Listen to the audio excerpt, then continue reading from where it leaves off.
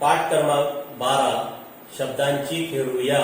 सबक नंबर 12 लफ्जों का खेल. खालील शब्द वाचा, समझून घ्या वो लिहा. नीचे दिए हुए अल्फाज पढ़ो, समझो और लिखो. उदाहरण, चंद्र. चंद्र की तस्वीर नजर आ रही है हमको. चंद्र जो है चांद को कहा जाता है. पूर, इससे शहर का नाम क्या बन जाएगा? चंद्रपुर.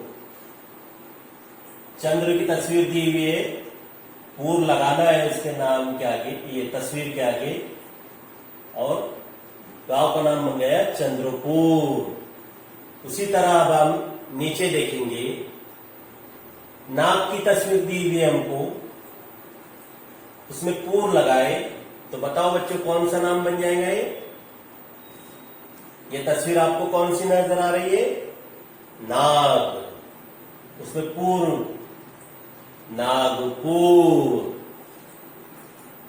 चिच, ये दरख्तों का नाम आप देखेंगे, इसको वड़ कहते हैं. मराठी में वड़ कहा जाता है.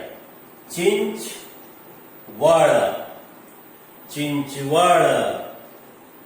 कौन सा शहर का नाम बन गया? चिंचवड़.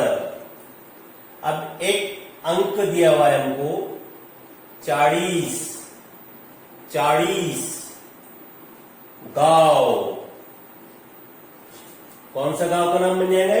40 गांव. 40 गांव. तस्वीर दिखाई दे रही है, जानवर की तस्वीर है ये. बोलो, आप बताओ ये कौन सा जानवर है? कोला. कोला. उसमें हमने पूर लगाए तो कौन सा शहर का नाम बन गया? कोल्हापुर. कोल्हापुर. मोर.